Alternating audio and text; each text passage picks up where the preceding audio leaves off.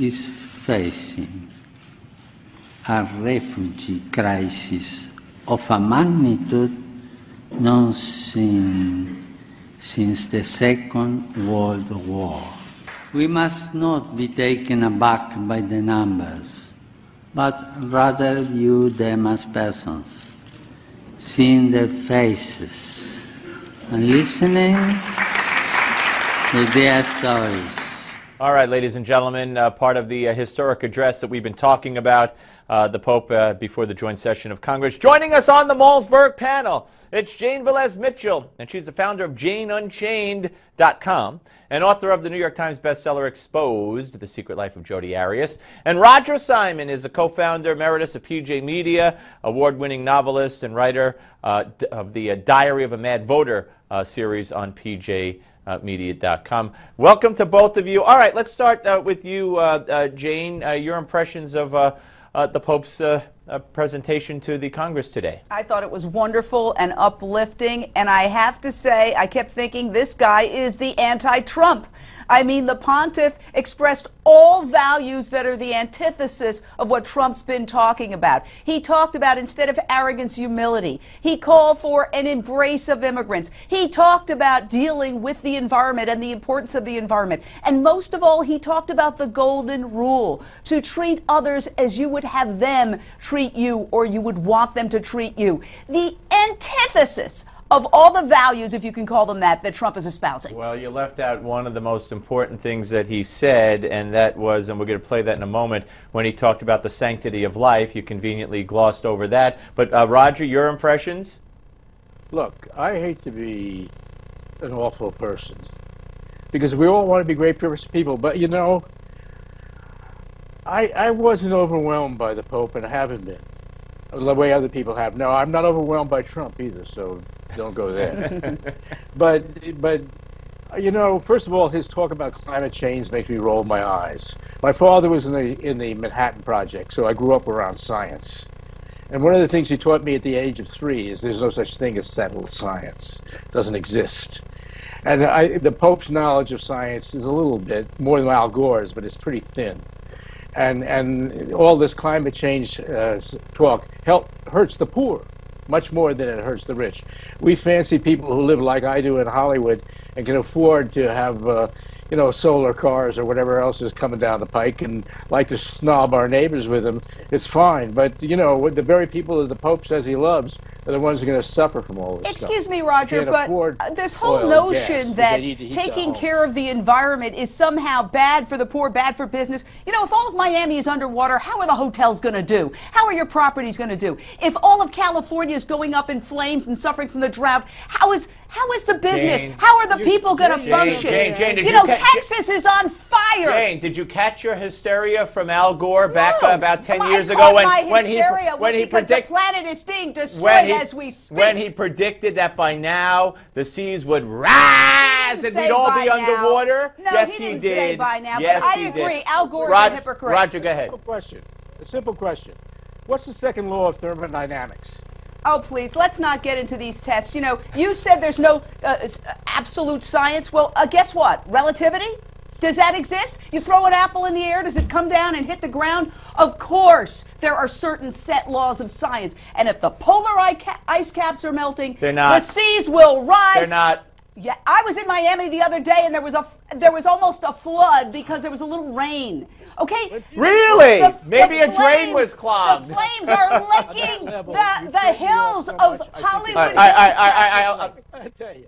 Get Roger. You know, when I asked you what the second law of thermodynamics was, almost no one who I see at parties, who are all claiming the climate is falling and the sky is falling, know simple stuff like that that's in high school physics. They don't even know. 97% of all scientists That is a lie. That is a lie. Climate change that is a real. lie. You can repeat it as many times as you want. It is a lie. Let's play what the Pope said about the sanctity of life. The Golden Rule also reminds us of our responsibility to protect and defend human life at every stage of its development. What about it, Jane? Every stage of its development, that means in the womb. I don't agree with everything that this pontiff said, but I will say this. If the church is going to rail against abortion, they better loosen their stance on birth control, because this planet cannot sustain everybody procreating. We're going to hit 9 billion people by 2050. Roger, we can't support it. Roger, the world's coming to an end. I didn't know that. Well, you know, Jane, I'll tell you something. I do practice birth control, so don't worry. Okay. I'm happy for you. I'm not reproducing myself like crazy. I have 3 kids, and that's it. All right, guys, stay where you are. We're going to come back, and we're going to shift gears a little bit to Donald Trump, who we mentioned in the beginning, because you can't help but mention him. More with the Malzberg panel coming up right after this. Don't go away.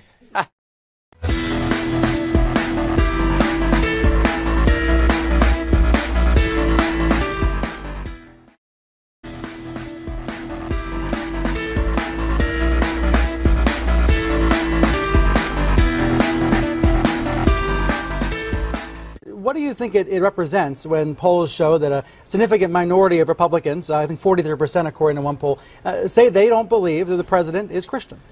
15% in your own CNN poll of Democrats think he's a Muslim.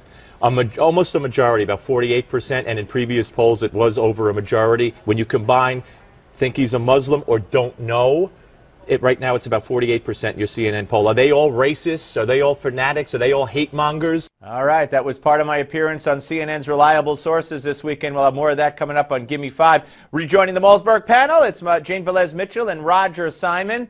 So, Roger, let me start with you this time. You know, all the hullabaloo over Donald Trump it's his duty to go and protect Barack Obama if someone says he's not an American, he's not a Christian, blah, blah, blah. And as I pointed out, almost a majority of Americans either think he's a Muslim or don't know. So why is that Donald Trump's fault? You know, let me cut to the chase here. It's none of the above. Barack Obama is neither a Christian nor a Muslim. He is a postmodern agnostic like me. He is more akin to a sociology professor at Swarthmore.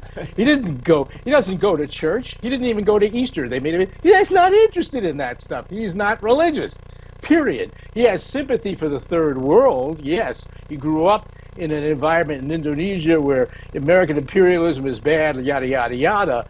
But he is not a Muslim and he is not a Christian. He's none of the above. And there's no evidence to show that he's either of the above. The evidence to show he's a Christian is that he joined the Church of Reverend Wright. He's just a racist. Here's what's offensive about what Trump said. He was asked if he would be comfortable. Wait, Roger. Let Jane go. Okay. Trump was asked if he'd be comfortable with a Muslim president, and he said snarkily, "Oh, well, some people think it already happened." Now, you know what he's saying. He speaks in code, and he practices the politics of exclusion and division. He's gone after women. Oh, he says, "No, I'm not after women. I'm only after Megyn Kelly, Carly Fiorina, and Hillary Clinton, but all women are insulted." He goes after Latinos. He says, "No, I'm only going after illegal immigrants." All women are insulted? Oh, Latinos are insulted. Now he's going after Muslims, saying, "No, it's only the radical Muslims." He's going to go after group after group after group, practicing these politics of division until he's covered everybody but middle-aged white men and queens. Go ahead, Roger. I'll tell you who he's just like, Barack Obama, who also practices the same thing. They're both bad guys. I don't think Donald Trump's a bad guy. I think Donald Trump loves this country. I think Donald Trump has always loved this country. You know, he even stole, I was watching a documentary of Reagan was the one who said, "Let's make America great again." He stole that from Ronald Reagan. I came out of Ronald Reagan's lips. That doesn't mean he doesn't love the country. I write mystery novels and I sold them from Raymond Chandler. That's had to be true. Look, Barack Obama called Republicans the enemy when talking to Hispanics. He divides on race, he divides on economic status, he divides on religion, he divides on everything. He divides on thuggery. I mean, this guy is the great divider. But let me talk about, Jane, you talk about code. He must have learned the code from Hillary, who in 2007, when she was running and did an interview on 60 Minutes, when asked if Obama was a Muslim, said, "Not as far as I know." Oh, I heard you talking about that. I played it. You know, look. That was not said with the intent that Trump has. She's a political killer, and she's a liar. Everybody knows that. Come on, Jane, you're not going to defend Hillary Clinton of all people. I will defend Hillary Clinton. Really, absolutely, 100%. She had a solid record as Secretary of State. Really? She had a solid record as a U.S. Senator. She was... JJ, what was her biggest accomplishment? Because she was asked this you know the other day. She didn't start a war under false pretexts. Okay, what was her biggest for weapons of accomplishment? mass destruction that didn't exist, Jane, what was causing mass casualties in Iraq, as well as the death of wait, many, Roger, many, hold it. many Jane, armed members. Jane, you said she members was of the a armed great forces. Secretary of State. Yeah. So what was her biggest I accomplishment? don't think that you have to come away with a no prize. accomplishments. No. Okay, Let me good tell to you, hear. basically keeping the country safe is yeah. an accomplishment. She did that. With the exception of the Benghazi incident, we were relatively and that was Hillary's. free Hillary's.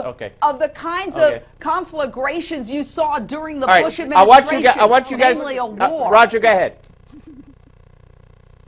Roger, go ahead. Well, I'm not going to. I don't even know what to say at this point. I mean, the defense of Hillary Clinton, the FBI is dealing with it right now. They're not dealing with Donald Trump. Donald Trump may be a vulgarian, but he's not a criminal. Anyone who would take the emails of the United States of America and put them in their house, all of them, and hide them from the people is a criminal. I mean, what she's done compared to... Colin Powell didn't do that. He also used his personal email. The rules were different under Hillary Clinton, because she made them different. You're taking somebody who used 2 cell phones and turning it into a Roger, crisis. thank you, and Jane, thank you. Great discussion, and we'll be back. But first, with Cully Fiorina rising in the polls and Donald Trump and Dr. Ben Carson appearing to, be at the top as well, we want to know, who's your GOP candidate? Go to newsmaxpoll.com and vote now.